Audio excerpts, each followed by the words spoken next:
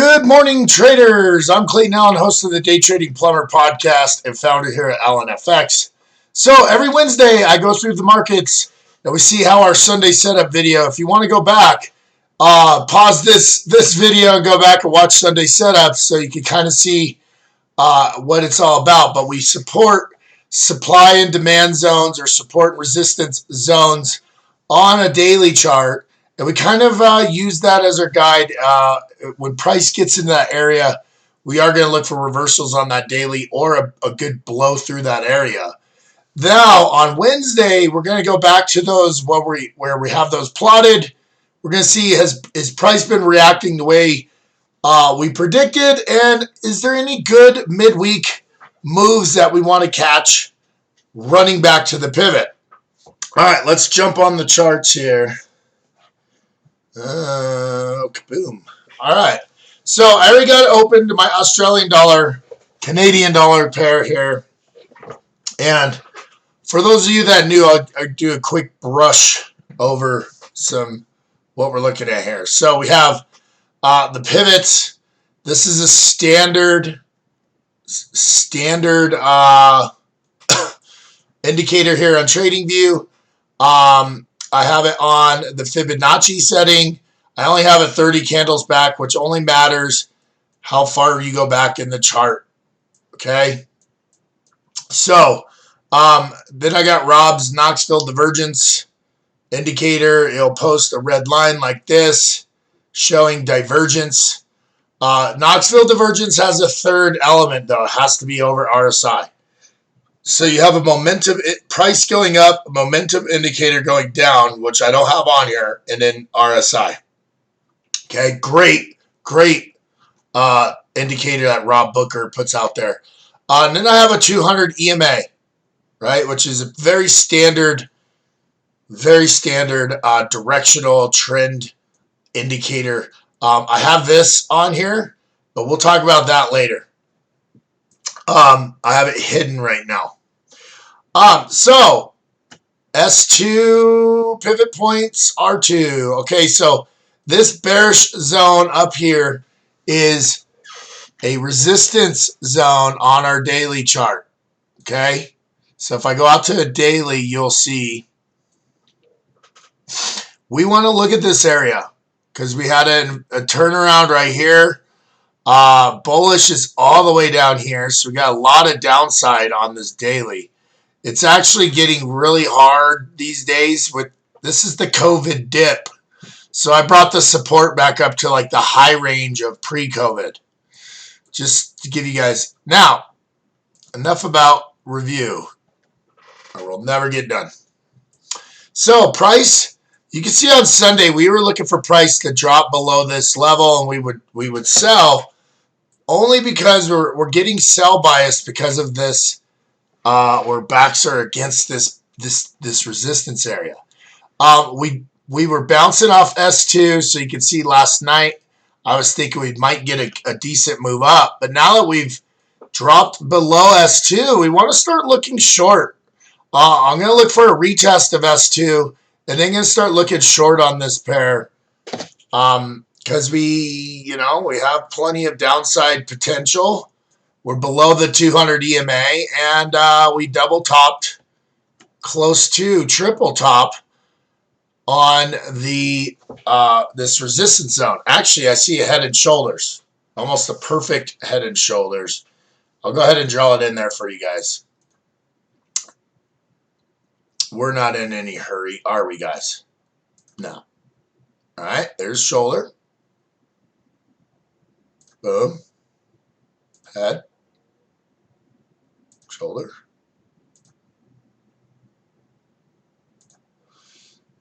All right, what's going on here? Oh. I think I have this all messed up. There. Nah, it'll be a little easier. There we go. Boom. Boom. Boom. What's going on here? Did I forget how to draw a head and shoulders pattern?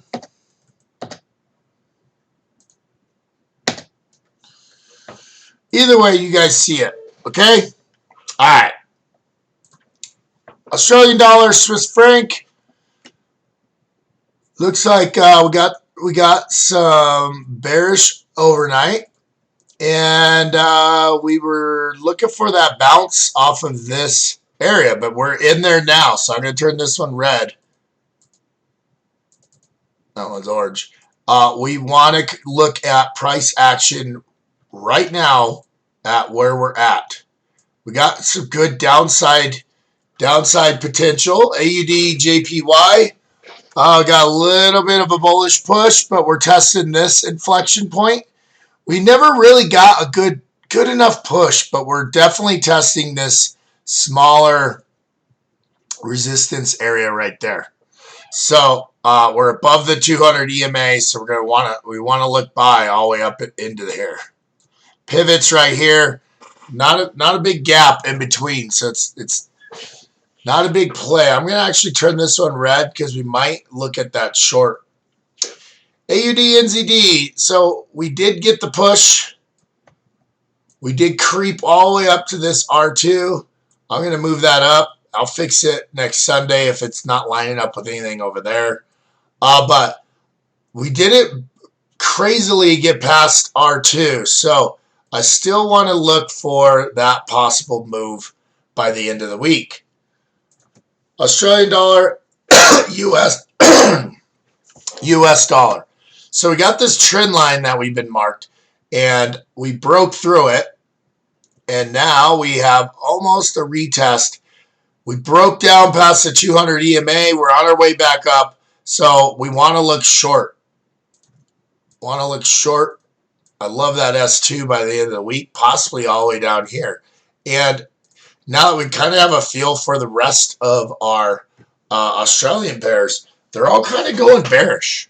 They all have a bearish tendency to them, except for maybe one of them, the AUD NZD, which is understandable. All right, Canadian dollar, Swiss franc. We pushed all the way up to R2. Now we've dropped down below R2, and I think we're going to make a run for that pivot. So that or the 200 EMA. So there's not a lot of meat on that trade, at least to the 200 EMA, and we're testing these tops. So you want to kind of see. All right, Canadian dollar JPY. This thing was a rocket ship. We have our bearish zone right about there. You can see we respected it, kind of. We dipped back down to R2. And then we went shooting for the moon. Now we got divergence, and we are just rocket ship. So let's look for the next level. If I go to a daily chart, where's the next level on this puppy? I don't know why the Canadian. It's either. All right, so we are dead smack on our monthly R2. Here's the monthly R2 on our pivot points. So if we blow through that, we're going to have quite a bit of upside, maybe all the way up to here. We just broke above the 200 EMA. So honestly, guys, I would expect some sort of retest of that 200 EMA before we get that move. We have a missed pivot, monthly pivot, so that all the signs are pointing to a very good pullback. However, it's a rocket ship right now. Rocket ship. All right, Swiss franc JPY. All right, so we're seeing some weakness in the JPY, but we're backing up against our bearish zone here. We shot past R2, so it's not a bad play to look back for that pullback on this one coming soon. You are catching a falling knife with that type of play. Euro AUD got the bounce off S2 back to the pivot. Would have been a great trade. Back to that pivot. We were looking for that on Sunday, but we were targeting what price was going to do in our make or break zone. So, yeah, Now I think it's inevitable. We want to see what's going to happen up here in this bearish zone. If we finally get a break through it, or if we are going to stall out and then we start looking short. Euro Swiss franc, we are still kind of in the zone. We're below the 200 EMA, below the pivot, which kind of tells me we're more likely going to come down to that alert that we still have there. Euro British pound. So the euro is on a run. Just popped above the 200 EMA. We were looking for that pop off of this. The S2 is so close. We've already come back to the pivot. So that move is pretty much exhausted, but now we're testing these tops. So I would look for a move to the 200 EMA-ish, and then we're going to have to decide from there. Euro JPY.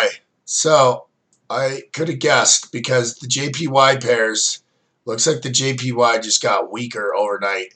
And now we kind of stalled out on R2.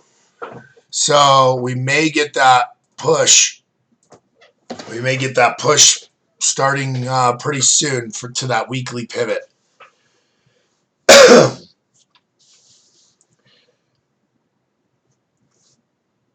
Euro NZD hitting R2. So the euro posted some strength overnight. How much steam is in that strength? We got to watch. We got a little bit off of euro US dollar, but guys, look, we're hugging the bottom side of this 200 EMA. So now's a good time to look for that push. It's either going to break above or it's going to fall. And this S2 is a really good target. We're a little close to our make or break zone, which I'd probably put more like right there. So you got a little bit of downside. Then this will be a little nervous if it's going to actually pop all the way down to that S2. Euro CAD. I'm going to put this as red. Euro CAD. So we've broken through our identified make or break zone. We've retested, and we're kind of retesting it now off of that euro strength. But also the Canadian dollar got pretty strong, as we saw in that Canadian dollar Swiss franc pair. We got a missed pivot there, which is a really good former level to look at. And you can kind of see a tilted head and shoulders, and we've broken that neckline. So we got some downside potential here. I'm going to want to look at that closer. British pound, AUD. Okay, we broke above the 200 EMA. We had a couple false breakouts. So we're going to want to see what price does there. This is the weekly pivot. So we're just basically holding on to that weekly pivot. I think, anything. We'd have to break below that 200 EMA for me to take that S2 trade or shoot off of that pivot. All right, so guys, we stalled out. We broke him down past S2 on British pound, Canadian dollar. We're kind of going off the back of this resistance here. So we broke this level, broke the 200 EMA, and now it looks like we have some room down to this forward channel, which would be a great profit target on a good retest of that S2, confirmation retest of that S2. I'm gonna keep my eye on that one. British pound, Swiss franc. So again, we broke down, we broke past the pivot and the 200 EMA. So I mean, obvious bounce target's going to be here. Not a really good time to jump in a sell trade. One of my golden rules is I don't ever sell when I'm on 30 on RSI. As much as it looks good, I want to wait till I get a good price, some sort of pullback. You know, you can put your Fibonacci on and get to the halfway or the 618 line to feel really good about that pullback. That's what I'm kind of looking on there. GBP. So we've double topped, guys, right on that monthly trend line again. So I'm going to be looking short. I'm going to be looking short on this pair because, one, we've double topped right around R2. Not a bad time to look for that move back to this pivot and take some easy pips there. I'm going to turn that one red. British pound USD. So you can see we took a sell trade yesterday on that. We got a perfect retest of a 200 EMA and then a drop. We do need to be careful right where we're at, that we have that kind of as a decent inflection zone. But if this thing breaks past, it's going to S2. And I think longer term, guys, we have a really good short potential on this. The USD took its beating. Gold starting to drop. So maybe we'll see some downside on this. British pound NZD. You can see we had some quick trades on that. We've tested above the R2 in our resistance zone, a little bit above it, and we've retested. We shot past, we retested, so we're kind of in a neutral position here. Obviously, structure means long, and this isn't a bad long play. However, we're really close to our higher time frame resistance, so we're going to want to see a lot more reasons to go much further long, and you can see prices kind of flattening out. So it's not a bad idea to think we're going to come at least back down to the 200 EMA pivot by the end of the week, unless a bunch of bulls come into the British pound. Which, looking across all the British pound pairs, they're all showing a little bit of weakness. So maybe the British pound NZD is a little late to the party, but I think we might get a drop on there. So NZD, US, or Canadian dollar. So there's that Canadian dollar strength that we see. This is no longer the bullish zone, I can tell you that. So we're going to pull this puppy down where it's at. I'll look at a higher time frame. But I do think we're going to get some sort of pullback. We're in the RSI area for it. We got divergence. So be looking for some sort of pullback and continuation of that down. It's not a bad place to be. A little bullish and look for that breakthrough. And then we got a lot of downside potential all the way down to this range, which was, COVID range. So you got to be a little wary of that range. NZD, Swiss franc, kind of the same thing. We're testing this bullish zone. We've blown past S2. So that pullback could very well come back up to S2. It's not a bad trade. It's a little riskier than waiting for it and selling off of it. NZD, JPY. Just been hugging the 200 EMA in this channel. And not much has changed. We had a really quick, I just want to touch it, and then back to the 200 EMA. Not a lot telling me here. This is definitely a sideways trade, and we're just hugging the pivot in the 200 EMA. Not a fun place to be. Here we got a stall out on S2. We broke out of the channel. That's that US dollar strength. We may see that move.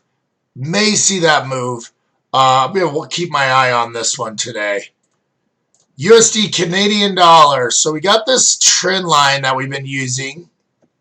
You can see Sunday we were looking for this downward pressure. We got it. But now it seems like we found support in this area. So I'm going to want to see what price does right at this double bottom. This 200 EMA is definitely an inflection point. So if we start to move up here, I'm going to possibly take that buy trade to there. But we're in the middle of no man's land here with a definite support that we're pretty close to. USD Swiss franc, kind of the same thing, right? We're hugging the 200 EMA. We are, let's use the true. Bam. Bam. So we got an upward trend. So I'm not going to be a seller unless we break that trend down, trend line down. USD JPY. So I actually won that trade last night. It was a quick sell off this double top, and when it came down, I took my profit because it was counter trend, and you can trade counter trend for a little bit. You can see on Sunday we look for this bullish run, lots of divergence. I don't ever buy if I'm above RSI, so I'm gonna look for a pullback to that R2. Way overbought. I want to see it come back, at least back to R2, and then we're going to see what happens. U.S. Mexican peso. I'm not bullish till we're down here. Not necessarily bearish till we're up here.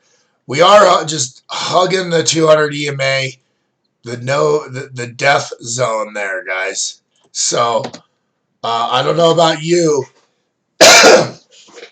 Most of my trading systems just go to shit when I'm barely above or barely below that 200 EMA. You can see that's usually where we just get crazy sideways.